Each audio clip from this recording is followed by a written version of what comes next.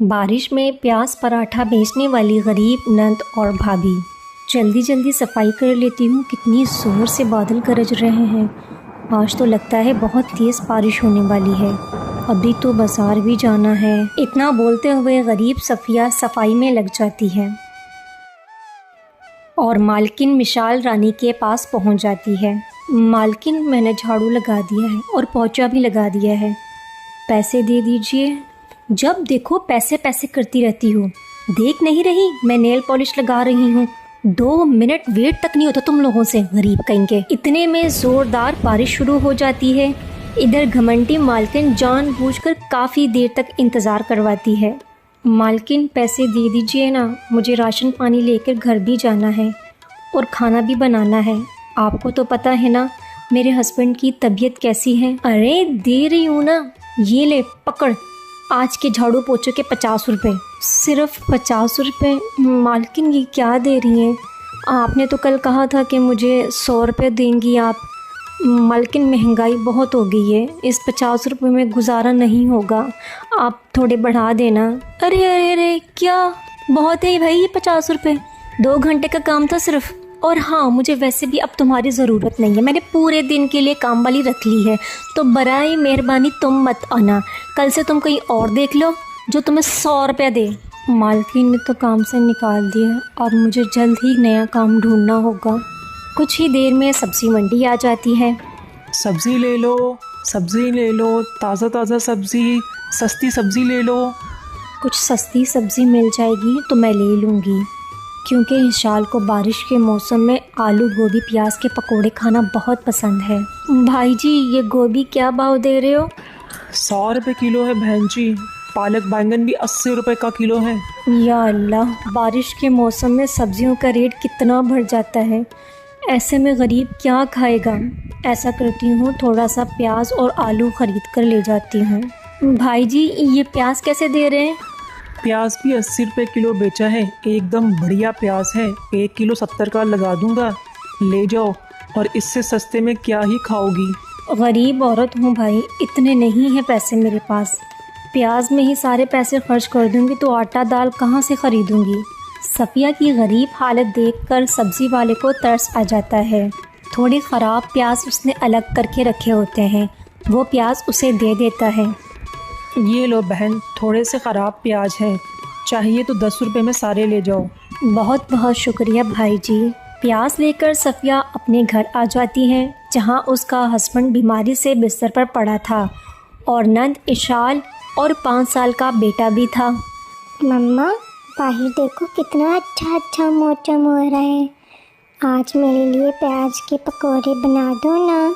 अच्छा ठीक है आदि बेटा, मैं देखती हूँ। सफ़िया डब्बे में देखने लगती है जिसमें ज़रा सा भी बेसन नहीं था।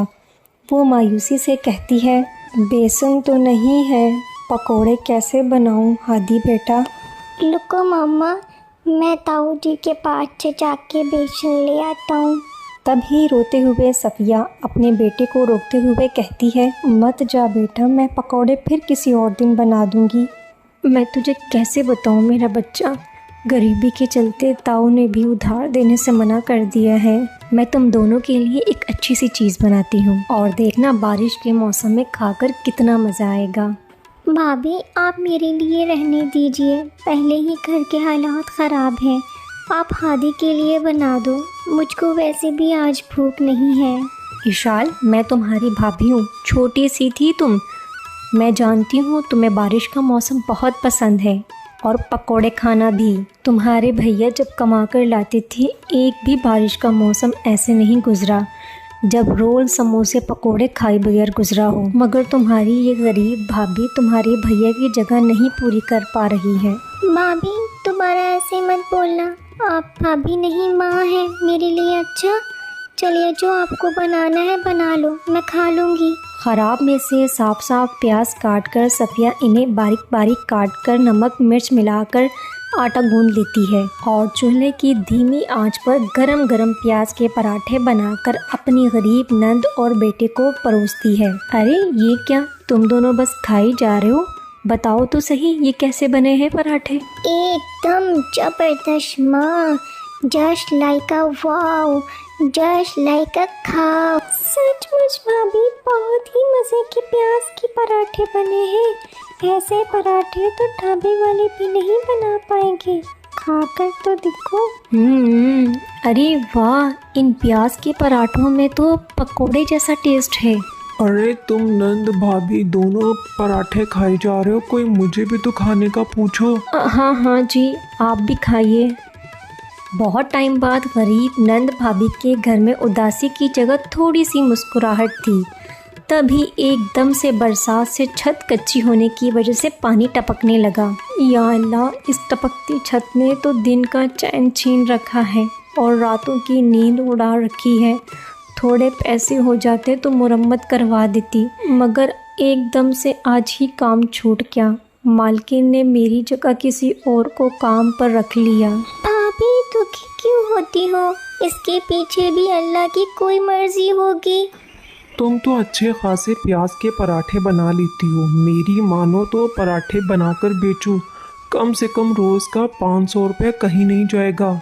दोनों नंद भाभी को ये तरकीब अच्छी लगती है और पैसे जमा करने के लिए एक हफ्ते तक दोनों सब्जी मंडी में सफाई का काम करती हैं। साथ ही सब्जी वालों के फेंके हुए ख़राब प्याज़ों को थैले में भरकर घर लाती हैं। भाभी इन प्याज़ों की हालत तो बहुत ख़राब है, इसका करेंगे क्या? अचार डालेंगे।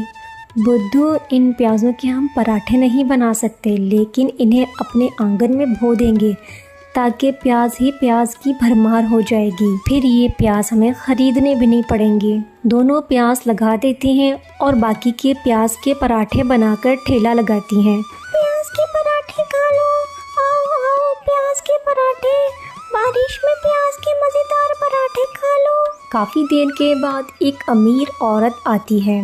अरे ओ पराठे वाली, कितने का पराठा है? जी, एक पराठा 25 का है, अगर 2 लेंगे तो 40 के 2।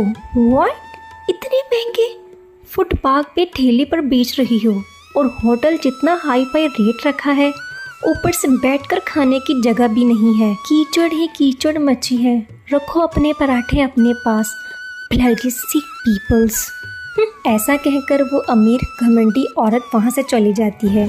तभी तेज़ तेज़ बारिश शुरू हो जाती है।